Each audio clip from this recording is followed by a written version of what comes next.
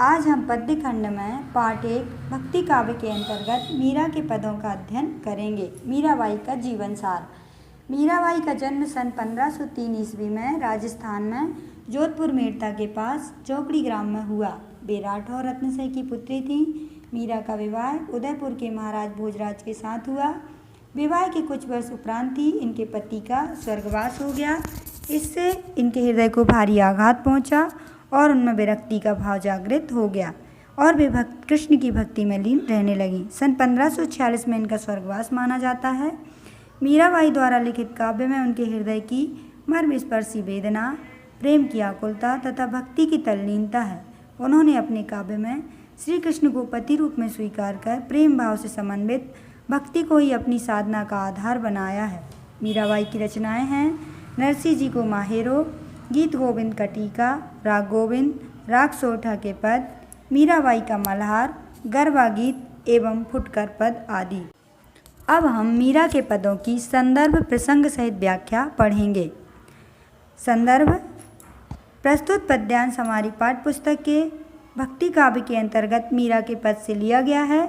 इसकी कवित्री मीराबाई हैं। प्रसंग: प्रस्तुत पद्यांश में मीरा ने अपने प्रियतम श्री कृष्ण को प्राप्त करने के लिए बैरागन का वेश धारण करने और शील संतोष रूपी गुणों को धारण करने का उल्लेख किया है।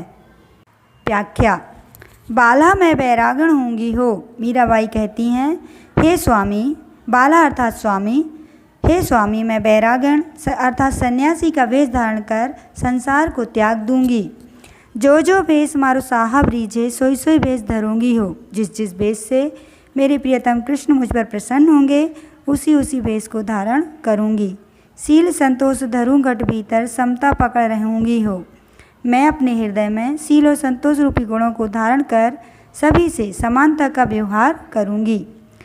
जाको नाम निरंजन कहिए, ताको ध्यान धरूंगी हो। जिसका नाम निरंजन है अर्थात जो दोष रहित है और सभी के दुखों का नाश करने वाला है, उसी प्रभु का ध्यान धारण करूंगी।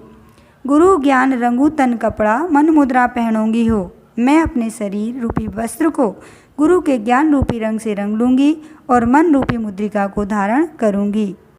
प्रेम प्रीति सु हरि गुण गाऊं, चरणन लिपट रहूंगी हो। मैं प्रेम और स्नेह से श्री हरि कृष्ण के गुणों का वर्णन करूंगी और उनके चरणों में आश्रय प्राप्त करूंगी।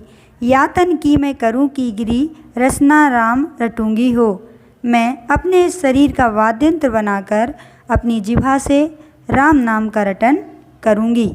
मीरा कहे प्रभु गिरधर नागर, साधो संग रहूंगी हो। मीराबाई कहती हैं कि मेरे प्रभु गिरधर गोपाल हैं और उन्हें प्रसन्न करने के लिए मैं साधुओं के साथ रहकर अपना जीवन व्यतीत करूंगी।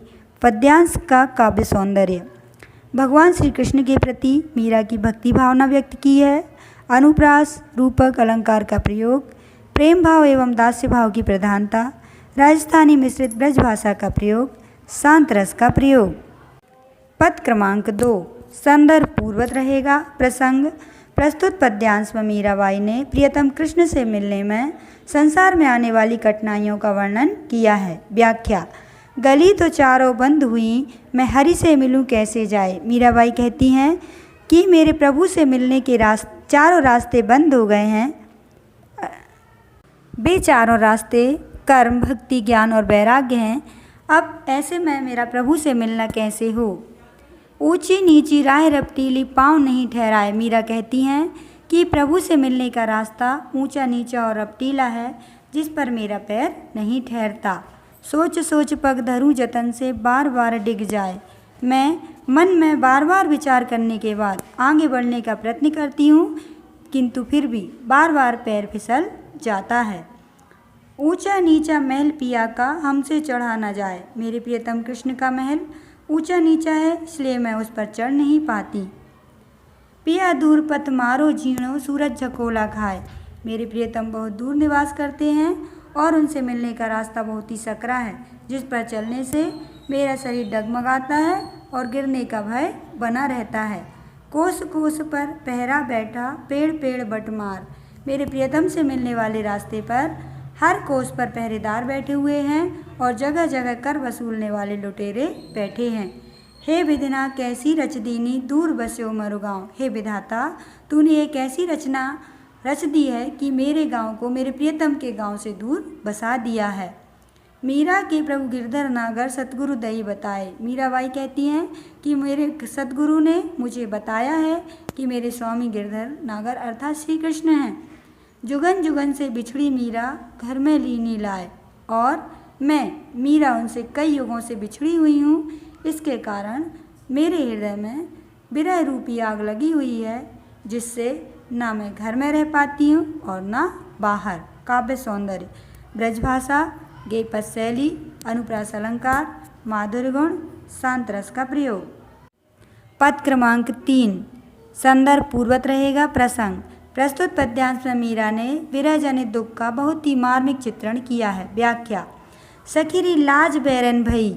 इस पद्यांश में मीराबाई ने राधा के कृष्ण की मथुरा लौटते समय की मनोदशा और विरह जनित दुख का अनुभव करते हुए कहा है कि हे सखी, मेरी लाज अर्थात मेरी शर्म ही मेरी दुश्मन हो गई।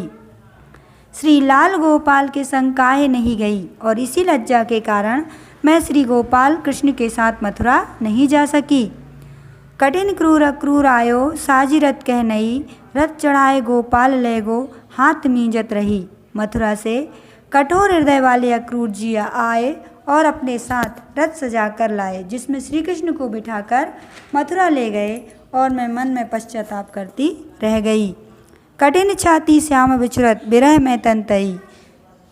वियोग, श्री कृष्ण के वियोग से मेरा हृदय कठोरता का अनुभव करने लगा और मेरा शरीर उनके विरह में कढ़ाई के समान जलने लगा। दासी मीरा लाल गिरधर बिखर क्यों न गई। मीराबाई कहती हैं कि वे गिरधर गोपाल की दासी हैं, उनके विरह में वे नष्ट क्यों न हो गईं। काव्य सौंदर्य, ब्रजभाषा का प्रयोग, गेय पद शैली, वियोग श्रृंगार, अनुप्रास व उपमालंकार, विरह का वर्णन। पद क्रमांक 4 संदर्भ पूर्वत रहेगा। प्रसंग, प्रस्तुत पद्यांश में मीरा ने श्री कृष्ण के चरण कमल का भजन करने की बात की है, अर्थात श्री हरि के चरणों की महिमा का बखान किया है। व्याख्या, भजमन चरण कमल अविनाशी। मीराबाई कहती हैं कि हे मेरे मन, तू श्री कृष्ण के चरण कमल का भजन कर, क्योंकि श्री हरि के चरण कमल अविनाशी हैं, अर्थात जो कभी नष्ट नहीं होते। जेतई दी से धरण गगन बिच, तेतई सब उठ जासी। जिसने भी गिरधर गोपाल के इन चरणों के दर्शन अपनी भ्रुकुटी के बीच अर्थात ध्यान के आकाश में कर लिए, उसके लिए यह संसार छोटा अर्थात फीका लगने लगता है। कहाँ भयो तीरथ व्रत कीने, कहाँ लिए करवत काशी। मनुष्य को जब तक इन चरणों के दर्शन नहीं होते, तब तक तीरथ व्रत करने और काशी में शरीर त्यागने से भी लाभ प्राप्त नहीं होता। इस देही का गर्भ न करना, माटी में मिल जासी। मनुष्य को इस शरीर का गर्भ नहीं करना चाहिए, क्योंकि यह शरीर एक न एक दिन मिट्टी में मिल जाएगा।